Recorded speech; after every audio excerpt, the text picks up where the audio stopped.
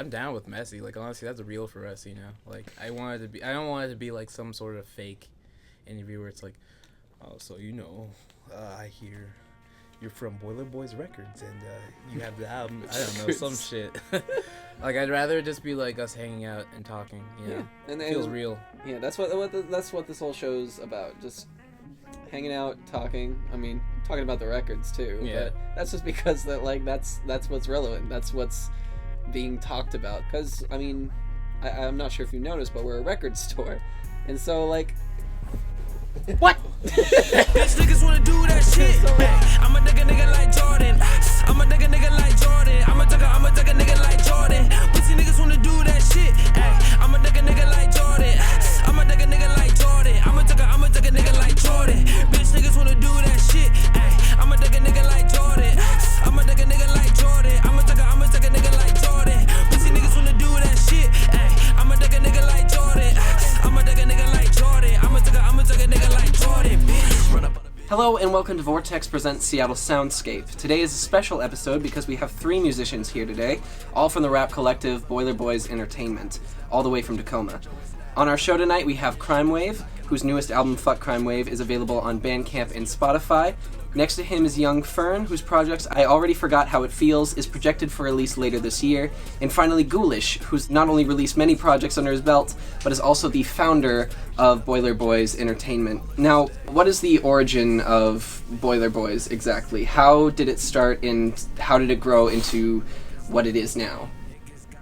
Basically, I was rapping.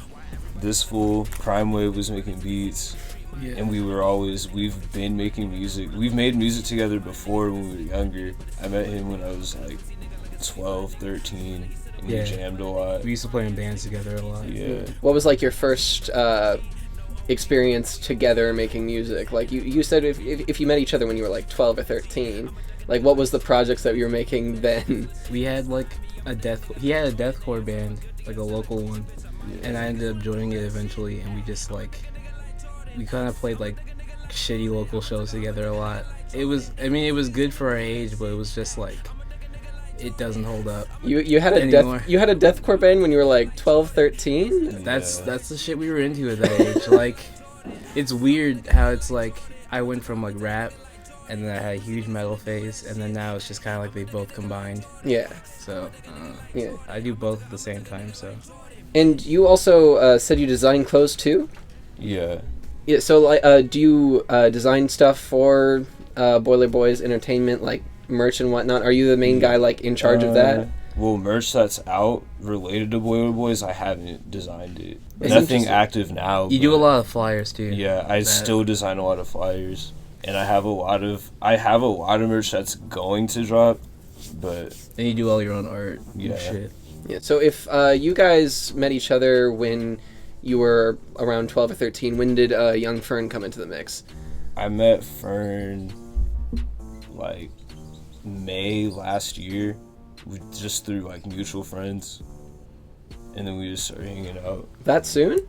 Yeah. So how long have you been part of Boiler Boyz as a collective?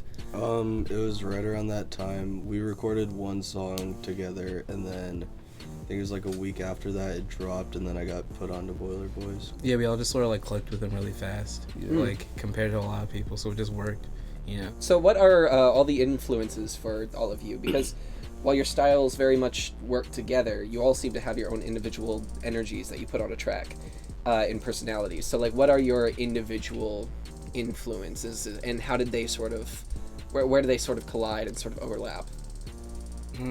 My influences is like a mixture of like stuff I listened to growing up as a kid, like rap music and like stuff my dad showed me, like Cash Money or like DMX and shit like that. And then like I have a huge metal influence in my music too. So, Yeah, like, you started the music video for I Should with like a Korn. Korn, with a straight up clip of Korn. I fuck with Korn a lot. I don't know. Like, it's very unironic. Like, people think it's a joke, but like I fucking love Korn. I would go wild at a Korn show. And I guess like it's a mixture of those two things, and then like I got into the underground scene in high school, just like listening to different smaller artists. Like, I'd find someone like Lil Ugly Mane, and then like it just trailed from there until I found like more and more. I just wanted to be involved with it, you know. So what about you other two? What are some influences that you have sort of found for rapping, whether it was other rap or like Crimewave said, sort of outer genres that don't normally combine? Do you want to go first? Yeah, I'll go first. I was really into like Slipknot when I was younger. Like that was a big influence for music, and then also like Big L, Big Lurch, Brother Lynch Hung, and Gangstar, Guru and DJ Premier. Like those are two like of my favorite collaborating artists, and so I think Gangstar was like the start where I was like, yeah, I really want to get into this and actually make it. But it was also a lot of metal. I started getting into like death metal, deathcore as I started to get older, and then yeah, pretty much just like early rappers, a lot of New York rap. So there seems to be like an overlap of rap but also metal influence. Ghoulish, did you ever have that sort of metal background growing up? Yeah, the first band I ever listened to. Okay, basically I was 10 and I bought like this random ass issue of Terrorizer mag, and they had a death metal comp in it, and the first track I listened to off of it was Fucked with a Knife by Cannibal Corpse. That was the first shit I ever heard.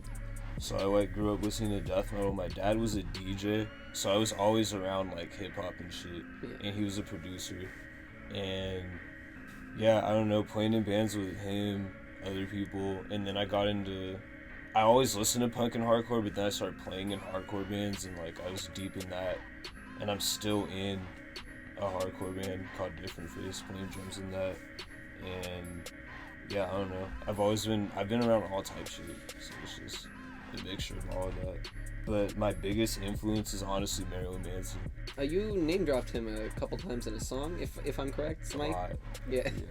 What song was that? I talk about him a lot, like by accident. Maybe I was just thinking like the entire album. Wasn't it in Pink Gucci? Was it? Yeah, I'm pretty sure it was. I don't know, you mentioned that nigga a lot. You love that. Yeah, Marilyn Manson's the GOAT. So Crimewave, I originally found you on Tumblr and found out about Boiler Boys through there. Yeah. Like the actual entire reason that I found that you were even like in my area was because you made a post about the guy at Tacoma Mall who like wears like the dude who wears the suits. Yeah, dude, that's my nigga. I love that dude. He's so tight. Yeah, you made a post about that. Then I went to Tacoma Mall for Christmas to like buy my dad an iPad because that was the only place that they held them. And I ended up seeing the same. Ended up seeing the same guy. He's always there every fucking week, dude. And I love his dedication. Ever since I was a kid. I don't know how long he's been there, but when I was 12, I've seen him.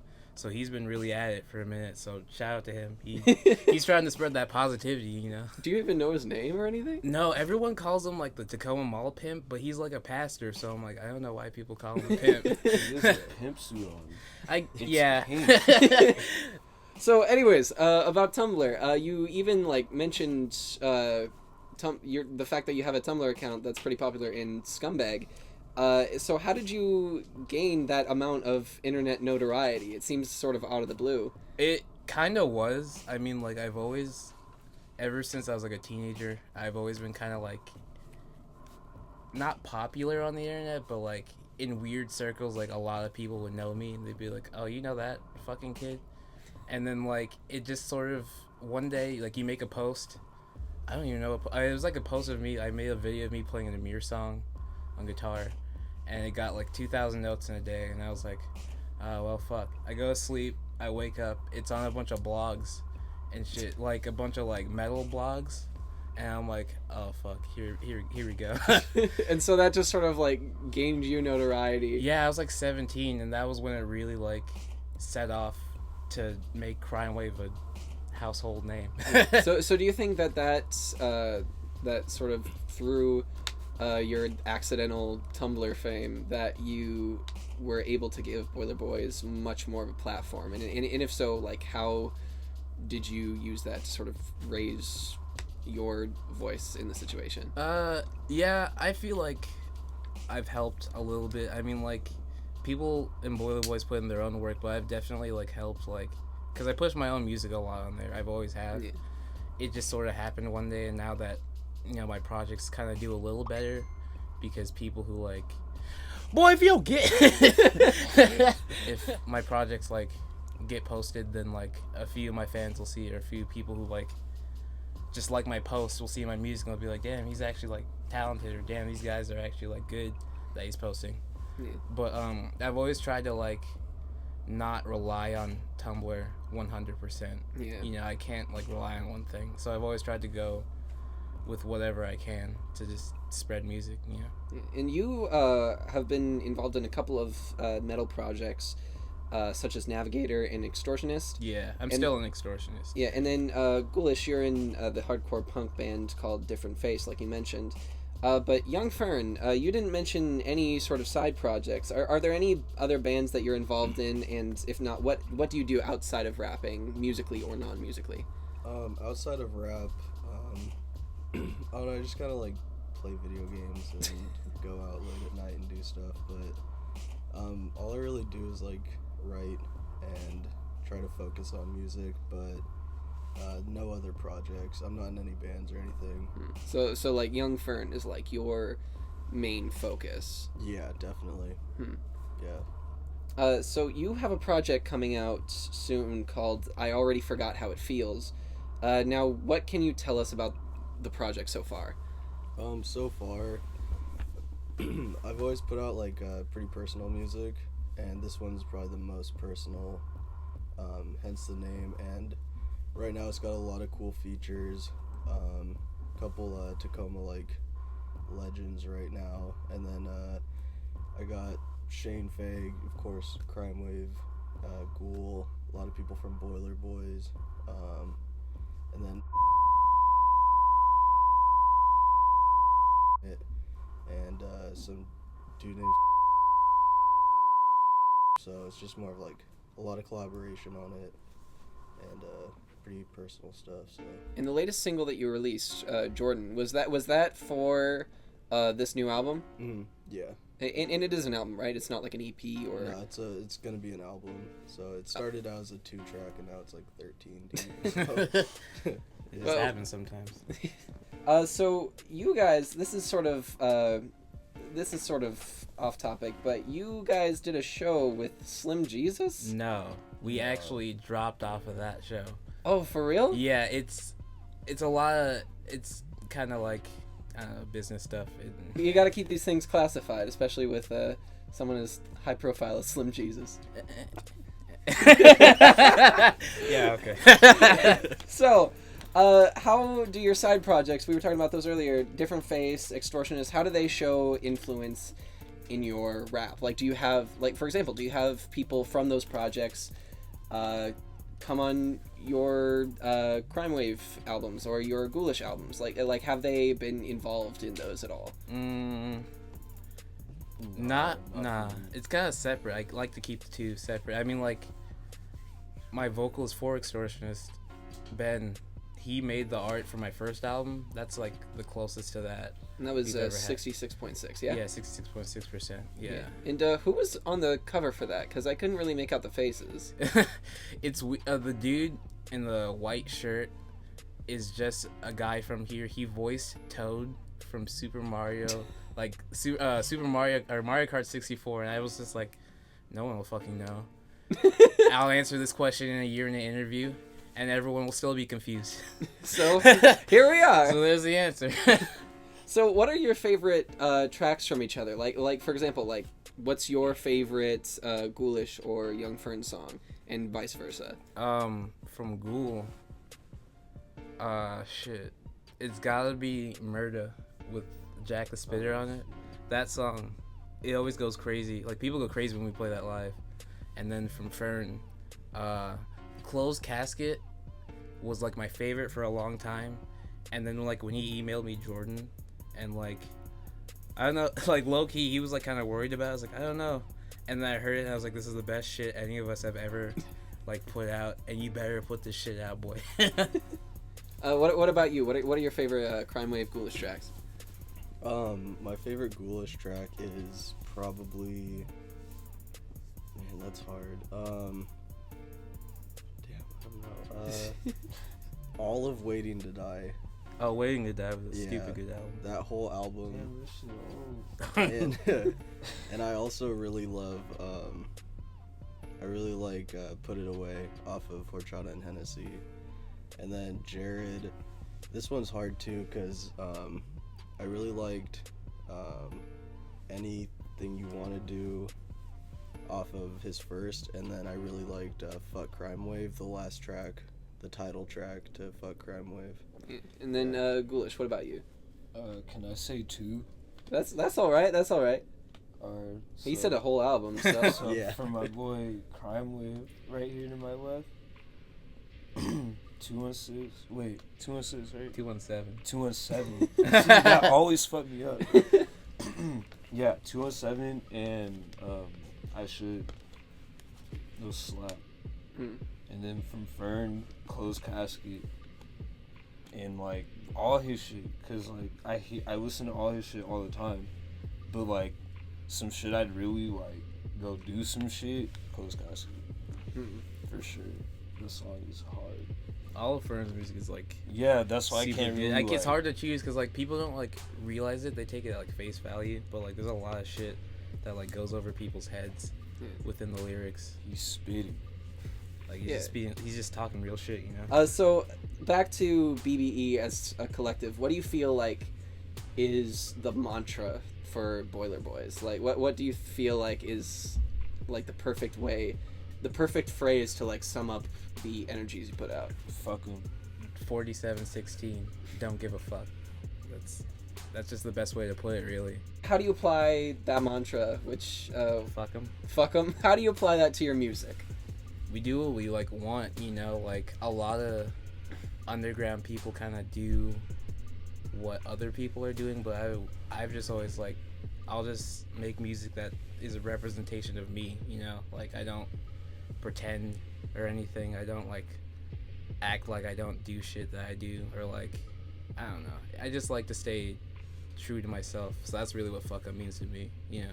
Yeah. So like the collective of your music is just essentially trying to be as unapologetic as possible. Have you ever sort of had to compromise in your music, whether it was for technical reasons or even, dare I say, legal reasons? Not really. You just like, do whatever the shit you want. Yeah, like honestly, I do whatever the fuck. We don't really do too much that would get us into some legal shit. Yeah, we stay clean. Is there anything that you want to say to any aspiring rappers, whether in the area or not? What do you want to say to them? Stop popping Xans. Yeah, just do yourself, man. Like it's better to just be you than just to try to be the next, I don't know, someone else. Don't lie for the retweet. Yeah, stop lying in music. Stop lying over the If fucking you are internet. shooting people, don't talk about shooting people. Like, I don't know, for us, like for projects, like we're always working on a bunch of stuff at once, you know. Like we each have a tape we're working on right now, like to release in the next few months. We're like trying to do a group tape, like as a collective, to finally like, you know, brand BBE a little bit. Not brand it, but just like so everyone can get a taste of all of us at once. Yeah, and you did that a little bit with Super Boiler Boys, right? Yeah, that was a little like it's gonna be a lot more tracks like that, like just group tracks. There'll be like not more like ciphers, there'll be like choruses, but like it'll be just us niggas having fun, you know. Yeah. So I notice a lot in your videos, like you have a lot of effects, like a lot of visual effects. Like for example, you have the VHS tape effect a lot. You used like a transparent GIF of Mario for one of those videos, I think. Like, Oh yeah. Like where do you find sort of like these influences for those types of visuals specifically? I mean, the VHS effects for me, it like I choose to do it because it just represents like almost like struggle a little bit, like a come up. Like right now it's like we're small, so I want my videos to not look super flashy and like fake. I want them to be like, this is like I'm working with what I have and I'm displaying like, you know, just my art, I guess. I don't know. Yeah, it's kind of a weird like juxtaposition because you're seeing like these VHS scrambly effects, but then it cuts to like young Fern holding an iPhone. Yeah, I don't know. I always just thought that kind of looked cool. I really like the look of like analog, like VHS. One day, I hope to like advance how that looks and just like get more technical with my effects in my videos. But for now, like I like how they look. And Ghoulish, you said you had a project coming up, which is a sequel to Hennessy and Horchata. Oh yeah. Horchata, Hennessy too. Yeah, I don't know. I don't really like, cause I'm gonna drop it mad soon. It's lit. So by That's the all I time, have to say about it. so by the time that this comes out, like it might already be up. Yeah. All right, well go check out Horchata and Hennessy 2, which is probably already up by the time that this is uploaded. Besides like a group tape and like a tape from all of us and everyone in Boiler Boys, like it's probably just gonna be more frequent releases and like content from everyone, not just music, but like we have plans for like other ventures. Like I don't know, maybe one day we'll put out something like a Boiler Boys zine, or like we'll do some sort of like live stream thing. We're keeping it low key now, but like it's just there's stuff in the air that we're planning for 2016. Yeah, so you're like trying to like build up your name and sort of like you said, it's not branding, but it's sort of just like letting people know who you are. Yeah, just as a group, you know, we really just want to like push, instead of pushing ourselves like more what we did last year, we want to push the group more, because like we were all kind of coming up early on last year, but now this year it's like we have to do this together. Yeah. So as far as you mentioned a group project, is that like just in the planning stages, or do you have actual like songs that you have in the works? There are songs in the works. There have been songs that were already recorded that are getting re-recorded. There's other tracks that are being worked on, but it'll be recorded over the next month or so, and then you know we'll have it out soon. Don't even worry. We can't announce the date yet, but you know. As far as the instrumentals go, I mean they're very interesting to listen to, because like they're definitely trap, but at the same time like you hear all of these very what's the word? You hear very unexpected influences within within the beats. And yeah, sorry about that. But like who produces these beats even? Like the beats are mostly just me and Ghoul. Like we're usually the main producers for people. Have you ever had like guests come in to produce like other beats? A few times, yeah. I mean, we're open for it. It's just like usually it's just like when we have an idea for a song and like we start writing lyrics, it's like I want to have the feeling I want in my head.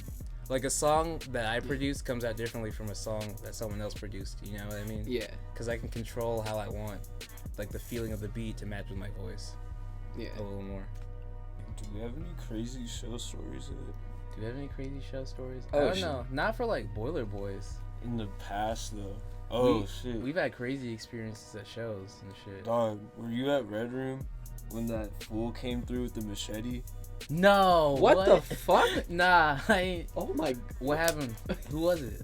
It was just some dude. Oh, it Because was like remember, someone it from was the on scene? Tacoma Avenue. Yeah. Were you there at that one Red Room show where that dude like had the gun in the holster? Yeah. And like, And he came in. I kind of like went to the owners and I was like, so, what are we gonna do about the gun? What are we gonna do about the gun? Right. When I was in this band, No Choice, and we were playing, I play guitar in this band, and like we weren't even like a minute into our first song, and there was already a fight, and there was fools talking about, I got a gun in the car, I'll come back in here and shoot you in the head right now. It was fucking crazy. Yeah, some of our like shows and our bands have gotten wild. That's usually where the wild shit comes from. Is from like metal shows and like hardcore shows. Like it just brings it's aggression. So they're all mad. Like You're angsty. Yeah, I'm not used to like these heavy of like shit show stories, but I nevertheless. no one really like talks about them. Everyone just sort of like forget that. This is why we need to talk about them. I mean, I guess this is what I get for having a group from Tacoma come by, but Yeah. like, fucking I talk about fights in my music a lot because like I go to shows. I used to go to more shows, but like there was one show where it was like I can't this is too negative for me. But like, you know, I see a lot of fights like break out because people just, they get in the pit, so someone gets hit, and then it's just a shitstorm. People don't know how to act. Yo, I've seen someone like, this kid like punch someone, and then like someone else punched that kid, and then someone else punched that dude, and then it's just like a pile up of like 40 people, and they're stepping on like this first kid, and no one like helps him up. And then everyone's like, this kid got beat up at a show, and we just don't know. It's because you didn't help. It's because you didn't help him. It's horrible.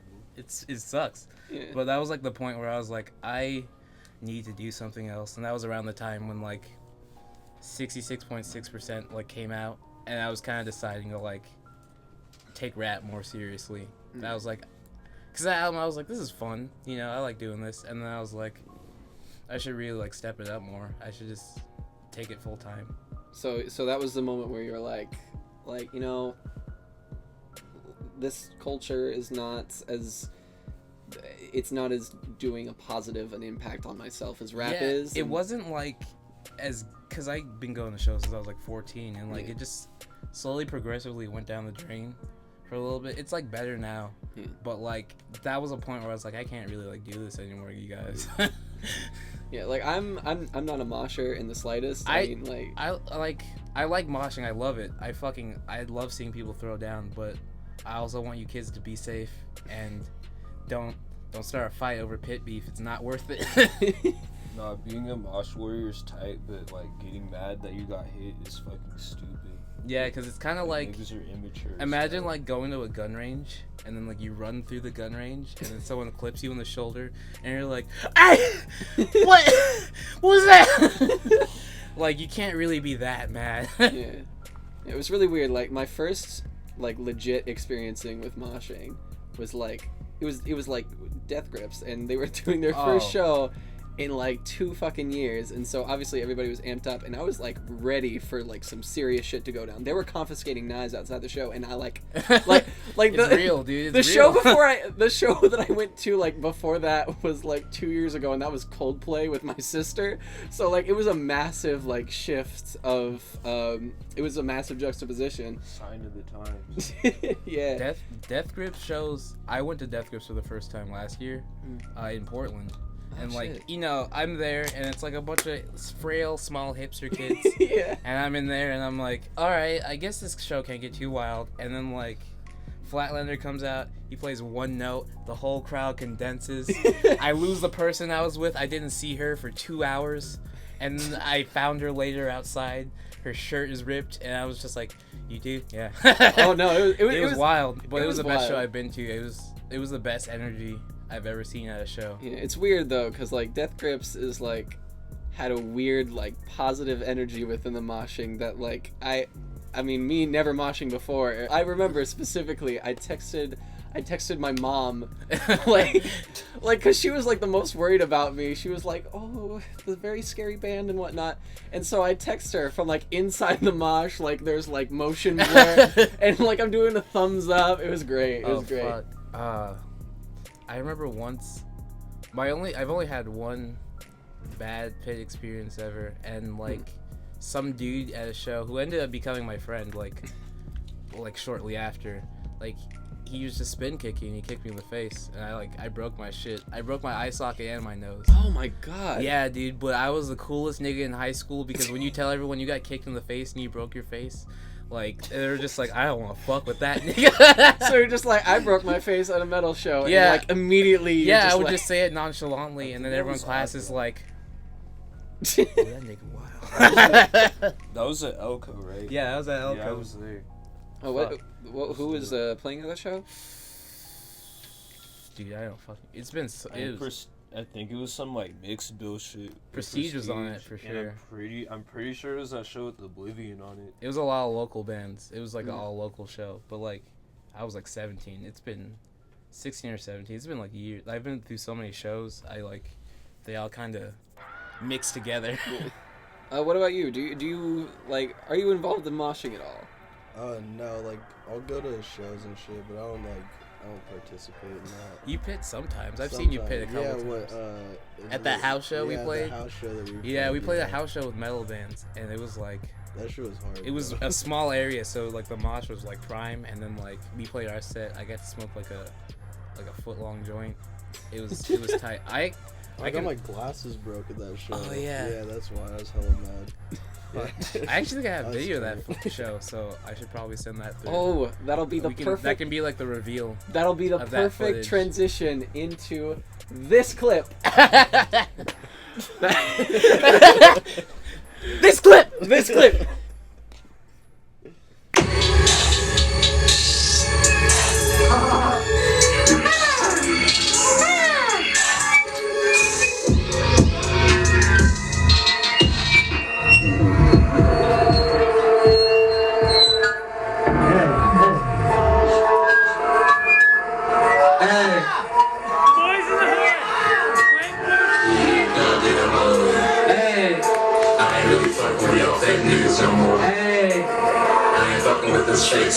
Hey, this goes out to all my hardcore niggas. All my niggas out here playing shows with, nigga. Shouts out to y'all. What's cool, fuck, nigga? I'm the motherfucking man. Crime wave, little nigga, and I got the fucking blast. See, it ain't gonna stop till I'm making hella bands. And I got the whole motherfucking world in my hands. See, man, I catch you at the motherfucking show. You might end up with a fucking job broke. Yeah, I heard you talking shit and you think I'm a joke. 4716, gonna leave you ass smoked. Fuck your scene, fuck your crew. Let me do what I do. Chillin' with my fucking news. Shining like some fucking moons. Fuck your scene, fuck your crew. Let me do what I do. Chillin' with my fucking dudes. Shining like some fucking goo. Wasn't fucking with a nigga when he feelin' me corrupt. When he fucking with me now when he fucking blow up, man. Fucking snake bitch, y'all is holding nigga back from getting all his payment, getting all his rags. Shouts out the bros and CY. Shouts out to Drowning, holding it down up and shy. Back my niggas till I die. Fucking them fakes, they just sneak this and they lie. I'm just chillin', getting high with my damn guys, plotting to ruin your life. Catch my name flashing in lights up in the sky. World take over, yeah, that's right. Yeah, little nigga, I ain't playing no games. Cause for all you fucking fakes, it's just gonna be the same. Have you on your fucking knees worshiping my name? Yeah, you know, fuck these hardcore niggas, you know. Fuck these false ass fake niggas talking about togetherness and shit. Y'all niggas don't do none of that shit. I see y'all fuck niggas talking shit on Twitter. I'll face for oh my god! Oh my god! Fuck your scene, fuck your crew. Let me do what I do. Chillin' with my fucking dudes. Shining like some fucking dudes. Fuck your scene, fuck your crew. Let me do what I do. Chillin' with my fucking dudes. Shining like some fucking goons. Fuck your scene, fuck your crew. Let me do what I do. Chillin' with my fucking dudes. Shining like some fucking goons. Fuck your scene, fuck your crew. We did it.